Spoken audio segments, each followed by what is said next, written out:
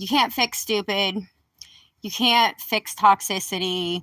Oversharing doesn't mean you can be guarantee you being heard. And I just want to talk about these for just a second. My first thought is on you can't fix stupidity. If you can't fix stupidity, what is the point of teaching? Is that or is that not fixing stupidity? And if you can't fix stupidity, why is it that we've all experienced being stupid, doing stupid things, and either learning our lesson from that or somebody helping teach us that lesson that we didn't understand for ourselves? The only part of you can't fix stupidity that really rings is, yeah, you can't fix stupidity if you're not trying. So if you want a stupid world, continue the mindset that you can't fix stupidity, because you won't try to teach people. You'll just judge them. You'll just make yourself feel better than them because you have information that they don't have. And then anytime that you're in a role where you don't have information and somebody else has it, you'll just feel like that's being human while they sit on the other side judging you, because we keep sharing these weird mottos of like, you can't fix human, or you can't fix stupidity.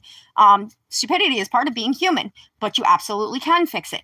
That's what teaching is. That's why we teach people. That's why we go to school, is to try to help fix stupidity so that people have some sort of common knowledge in particular areas. And we have structure to that to try to have it more universal as possible. Live in different worlds, right? I don't live where it snows. I will never need to deal with the snow. So it's not going to be something that's taught in my school. And even on the times that they do give us a little bit of that information, most people tune out or half listen because they know they're not going to interact with that part of the environment. You can't fix toxicity. You can't fix toxicity by screaming and yelling at people. I've tried. This doesn't work. But you can look at where, hello, people. You can look at where people are toxic, what makes them that way, and help using their learning style, because everybody does learn differently. If you only told somebody in words who doesn't process well with words, they're not going to get the message.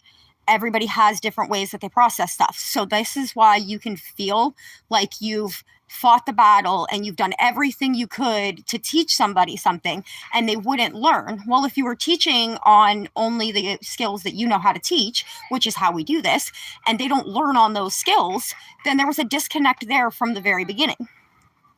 You can help people not be toxic. It's the same as helping people not be stupid, teaching people a different way of doing things.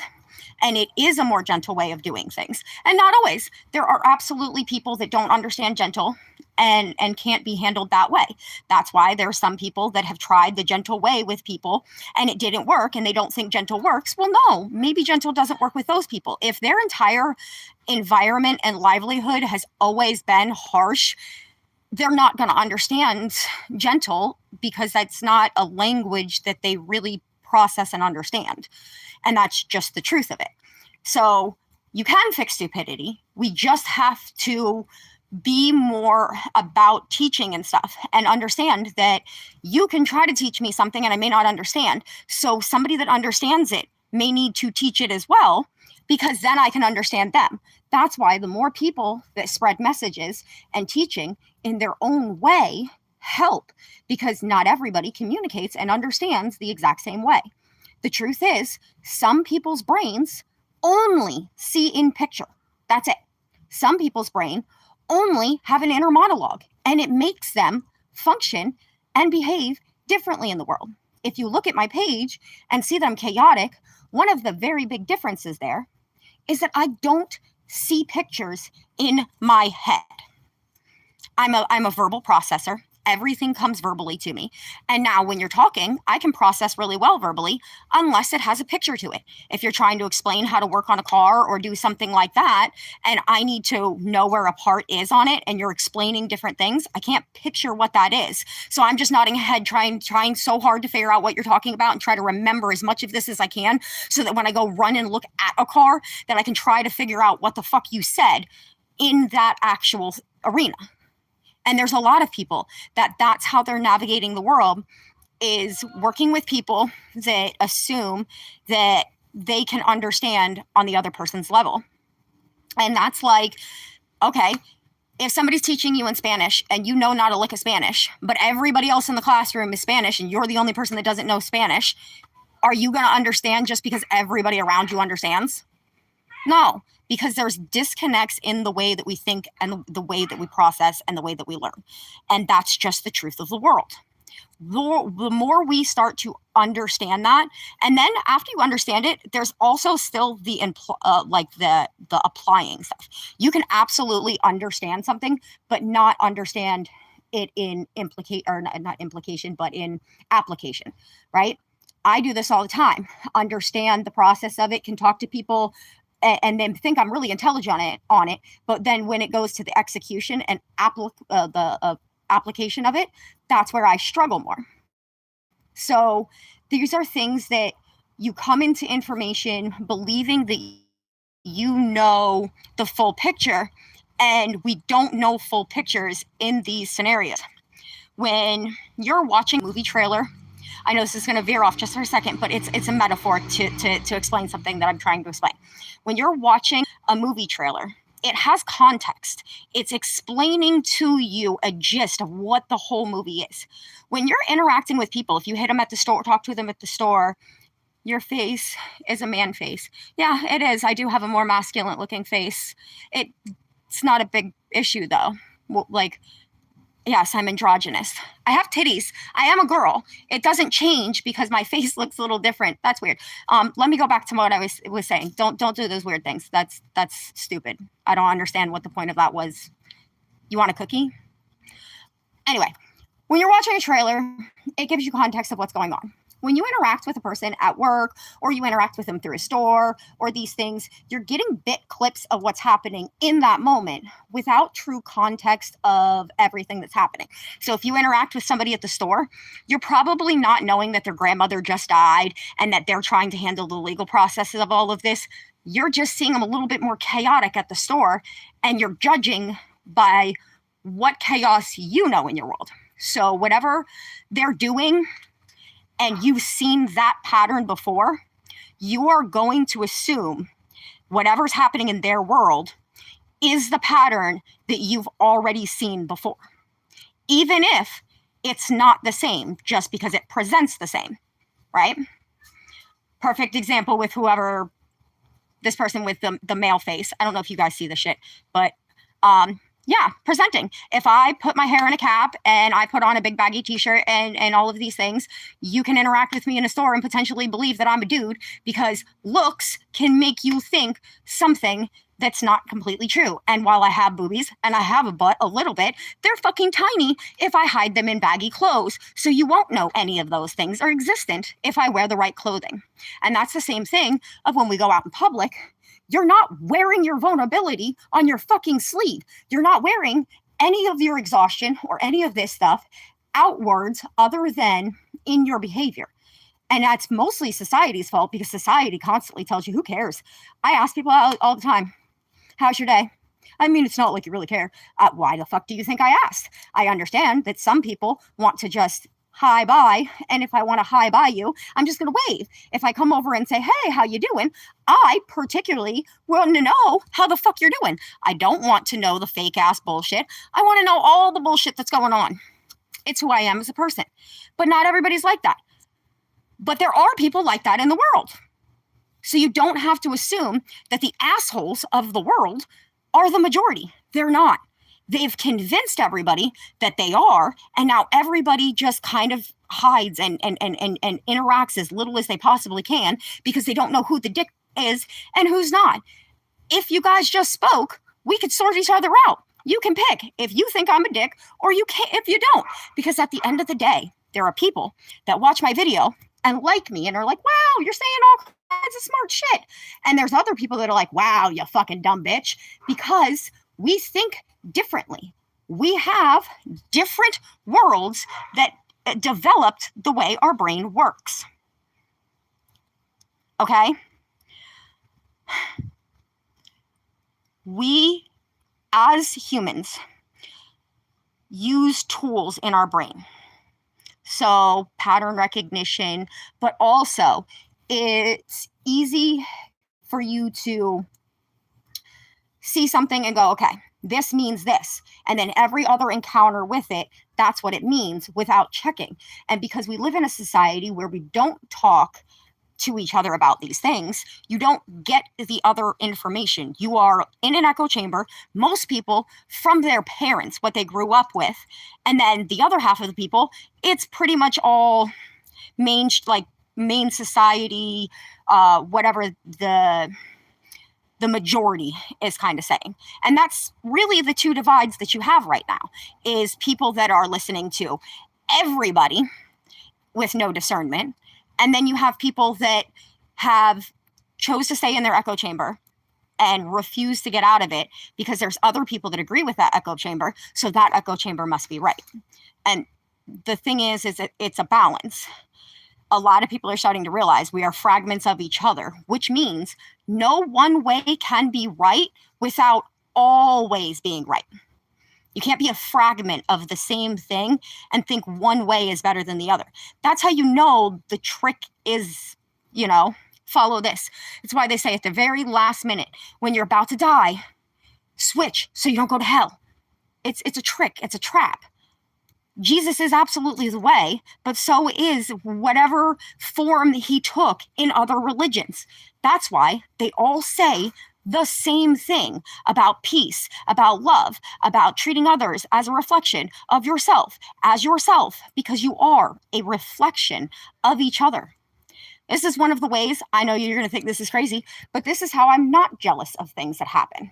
Because if somebody's winning around me or doing better, that's just another fractal of me, because I got some ideas of grandeur or whatever inside my head. I don't live in reality. I keep them inside my head, but it helps me. If somebody's doing better or whatever, and I start to feel that jealousy, I go, oh no, that's just another version of me. That's a multiverse. I get to see the multiverse walking around, and it helps me be okay with things. Now, do I suggest this exact formula for other people? No, find your formula. But there is a formula for all people to do and interact properly. Anyway, this all got really a rough shot because I fucking read the stupid comments. I can't upload videos without doing it this live way. And I really don't like interacting with the comments while I'm trying to have thoughts because I don't do well with that. So there is that. Anyway, I was just sharing my thoughts because stupidity is in fact fixable through teaching. And if you want to continue to believe that stupidity is unfixable and live in a stupid world, have at it. That's all on you. I don't really give a fuck. But if you want to fix it and you don't want to live in the miserable world that you think that you live in, maybe start believing some other things. Because even if belief isn't a direct magic woo-woo switch to things, if you don't believe in something, it can walk past you and you're going to give it other reasonings. You're going to justify it in other ways. It's because the human brain works that way. If you're open to it possibly being something, then you can actually see it for what it is because your mind's not trying to justify itself through its own confirmation bias. But I don't know if you guys understand. So I just do these in spurts until my mind gets too anxiety filled. I don't mind being judged. I don't really care. Do whatever you got to do to make yourself feel better about yourself. Your judgment doesn't affect me. However, I hate being perceived. See, my brain is one of those internal brains that's constantly going, which means anytime there's something for me to gauge what I think you're thinking interiorly, I will. So when you comment or say certain things like that, I'm not just tracking my thoughts, whatever the hell you said, but then also trying to figure out where you were coming from when you said that, why you said it, and what your intent was. And while doing all of that, my brain is on fucking full processing, because when I do these right now, as I've said from the beginning of 2025, I'm already under a lot of stress and at my breaking point. I probably should start with that in all of my videos.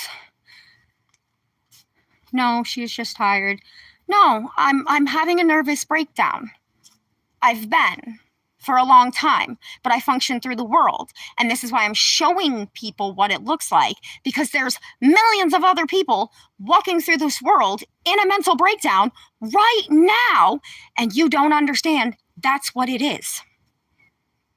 Because you guys look at things and judge from the perspective that you have. So if you've never been through a mental breakdown, you've never had to push yourself because still got to put food on the table, still got to pay bills, still got to get people to work, still got to do this, still got to do that. And it doesn't matter what's happening in your life. You don't know what that looks like to live that. And once you do, here's the cute thing about it. And you actually analyze them and not just like walk through the world living it. But like you process what's happening, you can see those things in other people. You can look in a person's eye and see sadness. You can tell by the way a person does certain things. So here, I'm going to give you one of mine. I haven't seen it from too many people, but I have seen it before. One of my, what do they call this? Not a twitch, but a coping mechanism. Fuck, I can't remember the name of it. But anyway, it's self-soothing habit. This is one of my self-soothing habits. If I'm extremely, extremely in my head and trying to deal and having to function, I rub my lip. Now, I know exactly what a person is going through to have to do that self-soothing, right? So when I see another human being who's rubbing their lip with something or their nails, I know the state of anxiety and pressure they are under at that moment. It's the same thing as when I see another kind of twitch that looks like a self-soothing, and then I have to go ask, is this self-soothing or is this something else? Because sometimes it can absolutely be self-soothing, just in a different form. But there's also things that aren't self-soothing that mimic self-soothing in a different form. Or I haven't come in contact with them yet, but there are people that could be playing with their lip for a different reason than self-soothing. Now, yet, I have not yet come in contact with that, because so far I've only come in contact with 2 other people to rubbing their lips, and one of them was with nail and the other one was with an object. So I happen to be right on those aspects, but that doesn't mean that every human being rubbing their lip has to have that reasoning behind why they're doing it.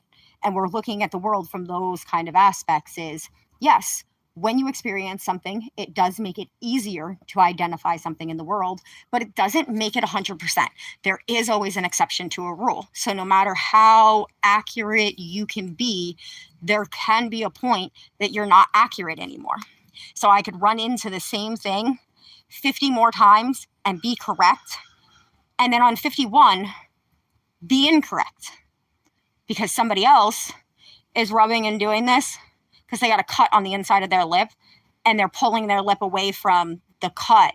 And I'm mistaking that because they're using their thumbnail and moving the stuff around. Simple things like that, where it's just not the exact same thing, but on a quick glance, it does look like the same thing. These are the kind of things that you're living in a world of that you're not really thinking about for the most part. There are absolutely other humans like me, but it is not the majority. Most people are living through their life day to day because the economic system forces that. And when you do get a break from what you're forced to be doing and you're required to do, what typically happens there is that's the only time you get to have fun. You get to relax. You get to rest. You get to be yourself outside of the masks that you have to put on to go to work, and the uniform, and all of these things that kind of strip you from feeling like yourself. So yeah, once that day off hits, you just want to relax, unwind, and be yourself, because this world tells you don't be yourself in front of other people. They can't handle that. They can. Sure, there are some people that won't agree with you. There are some people that are going to try to cut you down. They don't matter. They really don't. Sure, they get your attention. Well, see, it got my attention right here on this video. Somebody doing something that was intentionally to get attention. It worked. But at the end of the day, I went right back onto my stuff, and I'm still making a video. It doesn't matter. I don't even know the person's name. It's right there in front of me. I could read it. I started to read it and went, why? Who the fuck matters? You don't matter. Right? Like, your people matter to you, and the people that are trying to cut you down and they don't matter. Why should you give them your energy? They ain't getting mine. You may get hurt, because if you're looking to hurt me, I may reflect that shit back on you, because I'm not healed enough yet to be like, oh, it's okay, they're just having a bad day. And that is sometimes really what it is. I've done it before. I've been having a bad day before and been like, somebody on the internet that don't agree with me, let me attack at you so that we can argue, so I can get out this energy and frustration. But there are other coping mechanisms. You can do breathing techniques.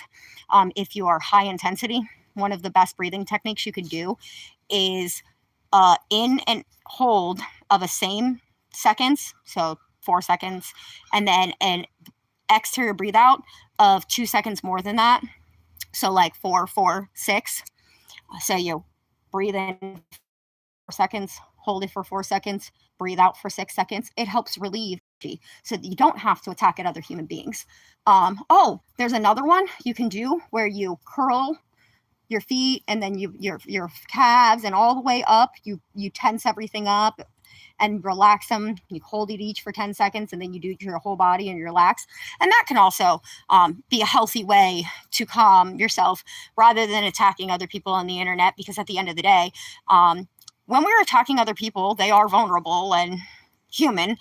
So we are the asshole of that, no matter which side you land on it. If you're the attacker, you are in fact the asshole of the situation, even if you feel morally right. It's not really how it works. There are healthy coping mechanisms. I understand that they're not easily to access.